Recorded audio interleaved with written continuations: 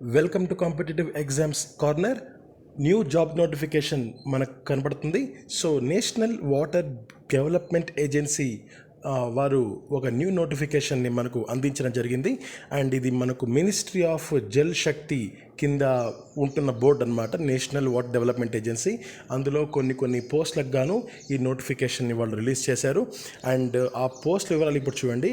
Junior engineer civil, Hindi translator, junior accounts officer, upper division clerk, stenographer grade 2 మరియు lower division clerk. So ఈ 6 రకాల పోస్టులని వాళ్ళు ఈ notification ద్వారా భర్తీ చేయబోతున్నారు. అండ్ దీనికి సంబంధించి ఎవరెవరికి ఎంతెంత మనకు వేకెన్సీస్ ఉన్నాయి అని అబ్జర్వ్ చేసుకుంటే, జూనియర్ ఇంజనీర్ సివిల్కి మొత్తము 16 వేకెన్సీస్ ఉన్నాయి. నెక్స్ట్ హిందీ ట్రాన్స్లేటర్కి 1 వేకెన్సీ ఉంది. జూనియర్ అకౌంట్స్ ఆఫీసర్కి 5 వేకెన్సీస్ ఉన్నాయి. అండ్ అప్పర్ డివిజన్ క్లర్క్కి 12 వేకెన్సీస్ ఉన్నాయి. స్టెనోగ్రాఫర్ గ్రేడ్ 2కి 5 వేకెన్సీస్ ఉన్నాయి. లోయర్ డివిజన్ క్లర్క్కి 23 వేకెన్సీస్ ఉన్నాయన్నమాట. సో నెక్స్ట్ ఇది unreserved category, OBC, SC, ST, EWS. So మీరు ఏ కేటగిరీకి సంబంధించిన వారో ఒకసారి చూసుకొని అప్లై చేసుకోవాల్సిందిగా ఇక్కడ నేను కోరుకుంటున్నాను. అండ్ ఏజ్ కూడా కేవలం హిందీ ట్రాన్స్లేటర్ మరియు జూనియర్ అకౌంట్స్ ఆఫీసర్ ఈ 2 మినహా మిగిలినవన్నిటికీ 27 సంవత్సరాల లోపు 18 సంవత్సరాల తర్వాత మాత్రమే ఆ మధ్యలోనే ఉండాలన్నమాట. హిందీ ట్రాన్స్లేటర్ మరియు జూనియర్ అకౌంట్స్ ఆఫీసర్ ఈ రెండింటికి మాత్రము మన ఏజ్ 21 సంవత్సరాల నుంచి 30 సంవత్సరాల మధ్యలో ఉంటుంది. నెక్స్ట్ ఇక్కడ శాలరీ విషయానికి వస్తే 35,000 స్టార్టింగ్ శాలరీ, 35,000 నుంచి 1,12,000 వరకు మనకి ఇస్తున్నారు. సో జూనియర్ ఇంజనీర్ కానీ, హిందీ ట్రాన్స్లేటర్ కానీ, నెక్స్ట్ జూనియర్ అకౌంట్స్ ఆఫీసర్ కానీ, నెక్స్ట్ ఈ 3 ఒక కేటగిరీ అనమాట.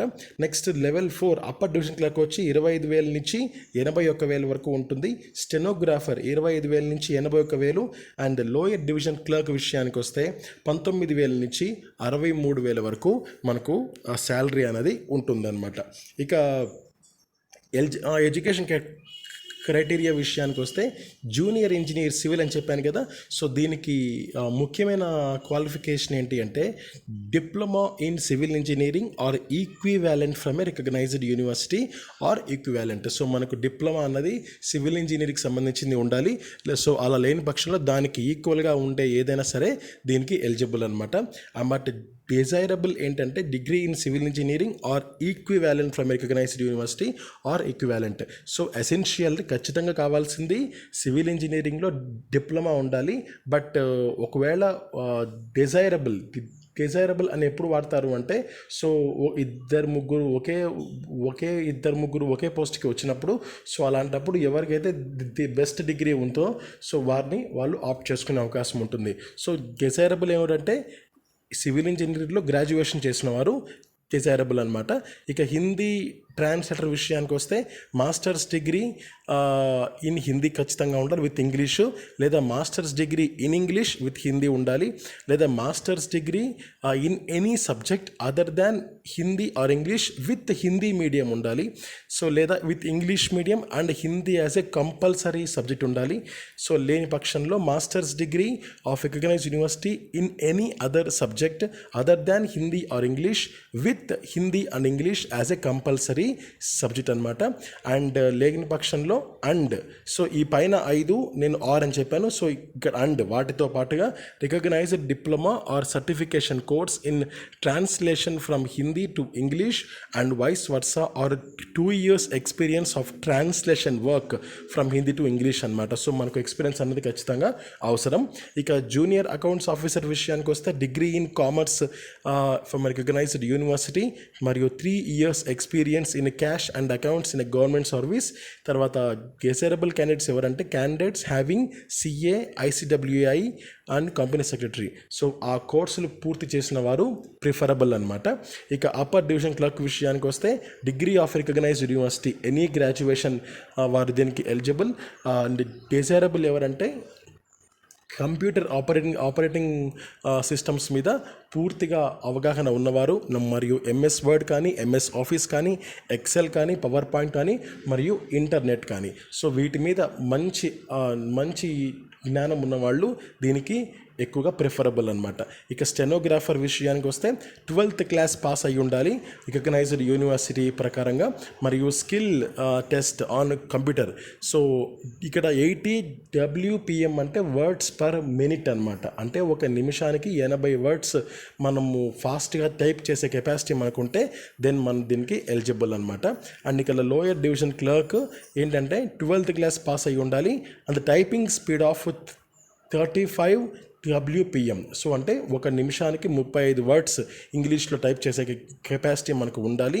మరియు డిజైరబుల్, సో దీనికి ఎక్కువ ప్రిఫరబుల్ ఎవరిది అంటే సో కంప్యూటర్ ఆపరేటింగ్ సిస్టమ్స్ మీద MS వర్డ్ కానీ MS ఆఫీస్ కానీ ఎక్సెల్ పవర్ పాయింట్ ఇంటర్నెట్ మీద మనకు పూర్తి అవగాహన ఉంటే దెన్ దే ఆర్ ఎలిజిబుల్ అనమాట.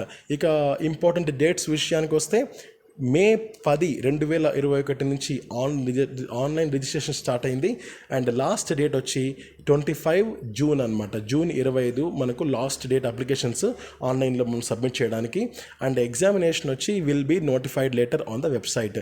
సో మీరు ఈ నేషనల్ వాటర్ వెబ్సైట్ ఉంది కదా, సో ఈ వెబ్సైట్ని రెగ్యులర్గా మీరు వాచ్ చేస్తూ ఉంటే ఎగ్జామ్ ఎప్పుడు ఉంటుంది అనేది వాళ్ళు మీకు ఇన్ఫామ్ చేయడం జరుగుతుంది. So national water development agency NWDA వెబ్సైట్ని మీరు రెగ్యులర్గా వాచ్ చేస్తూ ఉంటే దెన్ మీకు ఈజీగా తెలిసిపోతుంది.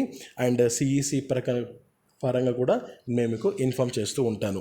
ఇక అప్లికేషన్ ఫీజు విషయానికి వస్తే సో 840 రూపీస్ అండి OBC కేటగిరీ మరియు జనరల్ కేటగిరీ. నెక్స్ట్ 500 రూపాయలు ఎవరెవరికి అంటే SC కానీ ST కానీ ఉమెన్ కానీ EWS కానీ మరియు PWD. సో వీళ్ళందరికీ 500 రూపీస్ మాత్రమే. అండ్ జనరల్ కేటగిరీ మరియు OBC కేటగిరీ వారికి 840 రూపీస్ అమౌంట్ ఆన్లైన్లో పే చేయాల్సి ఉంటుంది. సో ఆన్లైన్ కాకుండా వేరే ఎటువంటి రకమైన పేమెంట్ కూడా వాళ్ళు యాక్సెప్ట్ చేయడానికి సిద్ధంగా లేరు. సో ఏజ్ రిలాక్సేషన్ కూడా ఇక్కడ మనకు కనబడుతుంది. SC ST వారికి 5 years, OBC వారికి 3 years, ఫిజికల్లీ హ్యాండిక్యాప్డ్ వాళ్ళకి 10 సంవత్సరాలు, మరియు ఎక్స్ సర్వీస్ మెన్ వాళ్ళకి సర్వీస్ రెండర్డ్ మరియు ప్లస్ 3 years అనమాట.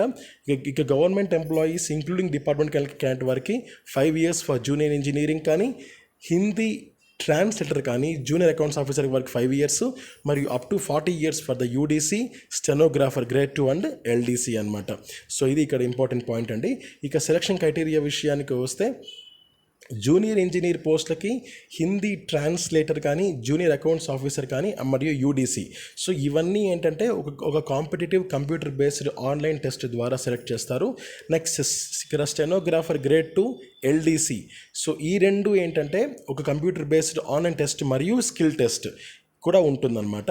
So qualified candidates in the online examination on merit basis will be called for the shorthand test అనమాట. So అంటే ఈ సెకండ్ కేటగిరీ సెకండ్ పాయింట్లో ఎవరైతే క్వాలిఫై అయ్యారో సో వారికి స్కిల్ టెస్ట్ అనేది ఉంటుంది అనమాట. కానీ ఇక్కడ ఫస్ట్ పాయింట్లో ఎవరైతే అప్లై చేసుకుంటున్నారో వారికి ఓన్లీ ఆన్లైన్ ఎగ్జామినేషన్ మాత్రమే ఉండబోతోంది. సో అంతకుమించి ఇంటర్వ్యూ కూడా ఇక్కడ ఉన్నట్లు ఇక్కడైతే ప్రస్తుతానికి ఇవ్వలేదు. సో ఇది ఇక్కడ ఇంపార్టెంట్ పాయింట్ అండి. అండ్ టైపింగ్ టెస్ట్ కూడా మనకు ఇంగ్లీష్ కానీ హిందీ కానీ ఏదో ఒక దాంట్లో ఖచ్చితంగా ఉంటుంది.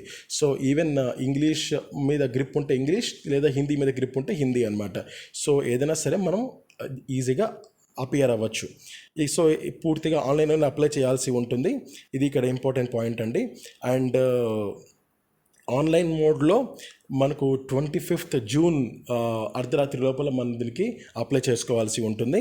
సో ఐ హోప్ ఏంటంటే ఒక చిన్న సజెషన్ ఏంటంటే అంతవరకు వెయిట్ చేయకుండా so as early as possible దీనికి అప్లై చేయాలి అనుకుంటే ఖచ్చితంగా యాజ్ ఎర్లీ యాజ్ పాసిబుల్ ముందే అప్లై చేస్తే సో మనకు ఎటువంటి ఇబ్బంది ఉండదు. బికాజ్ వెబ్సైట్ అన్నది మన కంట్రోల్లో ఉండకపోవచ్చు కొన్ని సిచ్యువేషన్స్. సో అందుకే మీకు కంటికి కనపడిన రోజే అప్లై చేసేస్తే సో మీకు ఎటువంటి ఇబ్బంది ఉండదన్నమాట. సో ఇది ఈ న్యూ నోటిఫికేషన్కి సంబంధించిన పూర్తి ఇంపార్టెంట్ ఇన్ఫర్మేషన్ అనమాట. అండ్ దీనికి సంబంధించిన ఇంకా ఏదైనా సరే మాకు తెలిస్తే ఖచ్చితంగా ఇన్ఫామ్ చేస్తాను. So keep following Competitive Exams Corner for more important updates.